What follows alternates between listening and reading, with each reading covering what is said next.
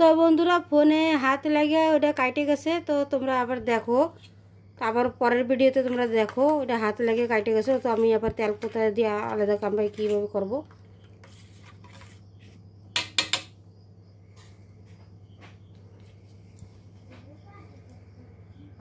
আর এই যে দেখো আম, এই যে আম দেখো, আমটা আমি কি করছি, এই দেখো আম ছোট ছোট টুকরো করেছি, আমি বড় টুকরো করি নাই, ছোট করে টুকরো করে নিয়েছি। আম ছোট করে টুকরো করে কালকে এটা করছি আমি, মানে 24 ঘন্টা আমি রাখছি এরকম।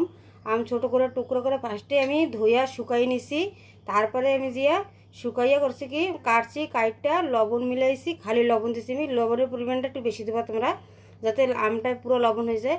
তো আমি ঢাইকা রোদে দিচ্ছি। আমটাই দেখো নরম হয়ে গেছে, দেখো এই যে নরম হয়ে গেছে, যে চাপ দিলেই হয়ে যায়, এই দেখো চাপ দিলে যে নরম হয়ে যায়, তো এরকম নরম হয়ে যাবে আম।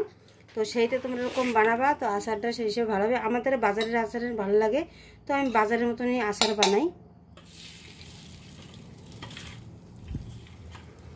এবার আমি তেলটা এতে ঢেলে দেবো।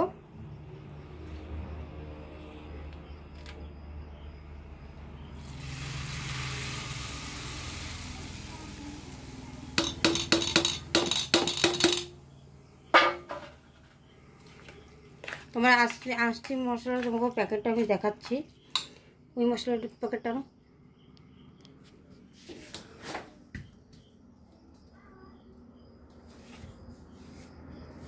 এই যে দেখো এই মশলা, এটা ম্যাঙ্গো মশলা, আমি এইটা দিয়েই বানাইছি।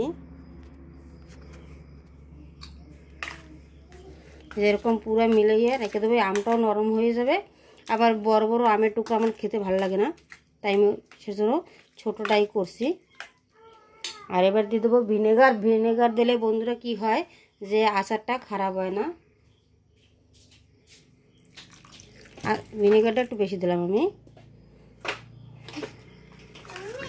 আর আমের টকটাও এতে বাড়বে। তো বন্ধুরা আমার আচার এবার রেডি। তোমরা আগের ভিডিওতে অল্প একটু হয়েছে তেল গরমেরই মশলা মেলানো, সেটুকু দেখে নিও। তো বাই বন্ধুরা।